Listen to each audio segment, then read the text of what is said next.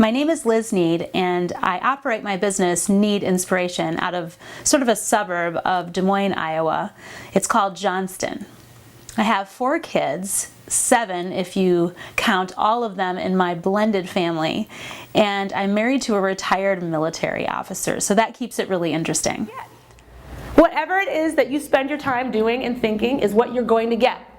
Does everyone? I've been doing this inspiration thing for over 10 years, and I feel like my purpose is to help people step into their genius. Not a social strategy. It's not about fitting into that swimsuit. It's not about losing weight before the 140, or before that you have to fit into that dress. It's not about, I want someone to love me, so I'm going to look a certain way. Health, long-term health, is about owning what you have. Now, I have a reason for why. I do a number of things to inspire people all over the world. Acting, writing, speaking, coaching, television, and videos. But my favorite part is the real connection that I get to have with others and the fun that I get to have along the way. Okay, hypothetical question. I want you to think about your workplace. We're going to do a magical thing, 1 minute per dollar.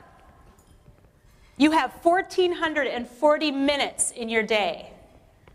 At the end of the day, 500 minutes have passed if you're lucky. And you have to give the security guy $500 so you can leave. You have to pay to work there. Now, I know there are some businesses that have sponsored tables and you might be sitting next to your boss, so I won't blame you if you don't raise your hand, but how many people would pay $500 a day to work at their workplace?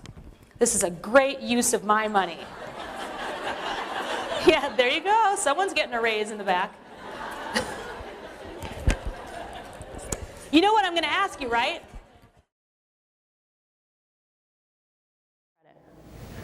Everything happened in 119 days. What would be your estimate for that?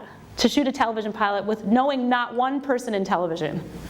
Would you say 4 months? An easy 4 months. If you thought it was 4 months, you would just do it, wouldn't you?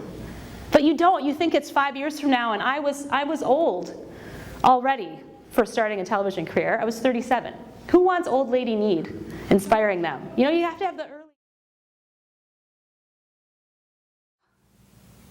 I sort of feel like inspiration is in my genes. My parents were immigrants born in Kerala, India, and they came over in the early 70s and made an amazing life here.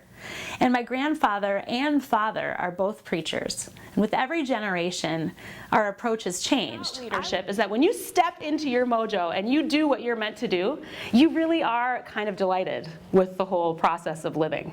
I really am. I would call myself an adventure speaker. I experiment with anything and everything to learn more about a successful life.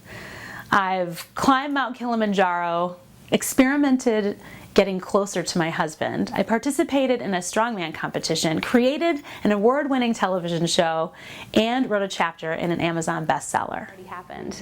And if you do those things, I guarantee you if we revisited this in a year, there would be stories upon stories of things that happened because your eyes were opened and the opportunities were there and you just got a chance to see it. And it is not restricted to anything. Every part of your life, there is vision, whether it's your health or your wealth or your position, whatever jobs you have, or maybe you're lonely and you want a really good friend, that can be vision. You just have to admit that you want it and go out there and see it. You don't even have to ask for it. Just see it, because it's already all there and existing for you. The way. I'm a little bit of a Lucille Ball, I guess, but it totally works. A small head!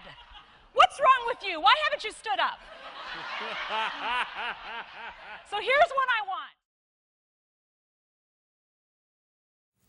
want. My goal is to live a life that completely inspires you.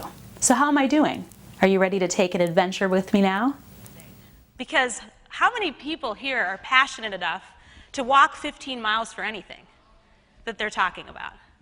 How many people believe in what they are talking about so much that they would stand on a rock in a public place and yell at the top of their lungs, hoping that at least one person would hear what they have to say?